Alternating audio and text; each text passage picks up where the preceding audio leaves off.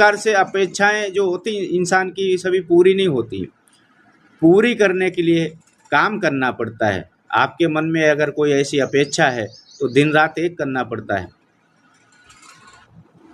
पूरी हो गई ऐसा कभी भी नहीं कि किसी के साथ नहीं हुआ कि उसकी संपूर्ण अपेक्षाएं पूरी हो गई हो। यह जानते हुए भी मनुष्य अपेक्षाएं किए जा रहा है। हम जानते हैं कि हमारा साथ देने वाला कोई नहीं है संसार में, हम अकेले हैं, अकेले ही जाना है। फिर भी लोग क्या करते, बोले वो हमारा साथ देगा। अच्छा, एक बात आपने सोची कभी, दुख आने से पहले कितने लोग मित्र होते हैं?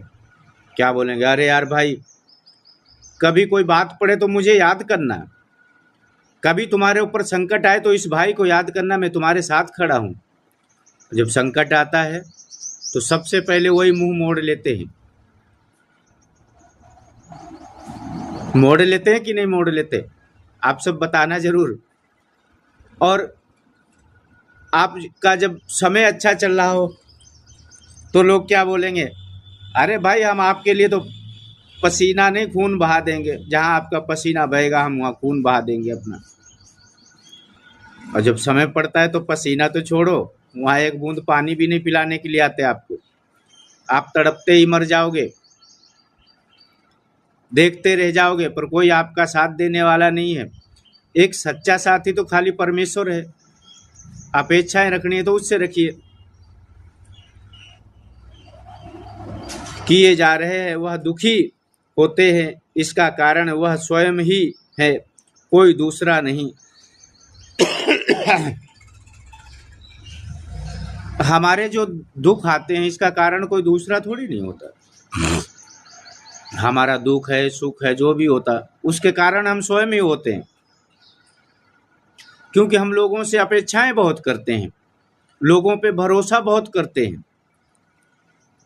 हमारा दुख का कारण मेन वही है। यदि हम पहले से सोच लें कि मैं अकेला हूँ, इस संसार में परमात्मा के अलावा कोई नहीं है, तो दुख आए ही नहीं, दुख होगा ही नहीं, किसी को दूर नहीं है। यह अज्ञान ही है जो विशुद्ध बोध से ही नष्ट होता है। इस है समझ ही पर्याप्त है। जब तक आपको ज्ञान नहीं होगा तब तक आपका भ्रम दूर जाएगा नहीं, भ्रम टूटेगा नहीं। और भ्रम टूटता ही बहुत जल्दी है। कई लोग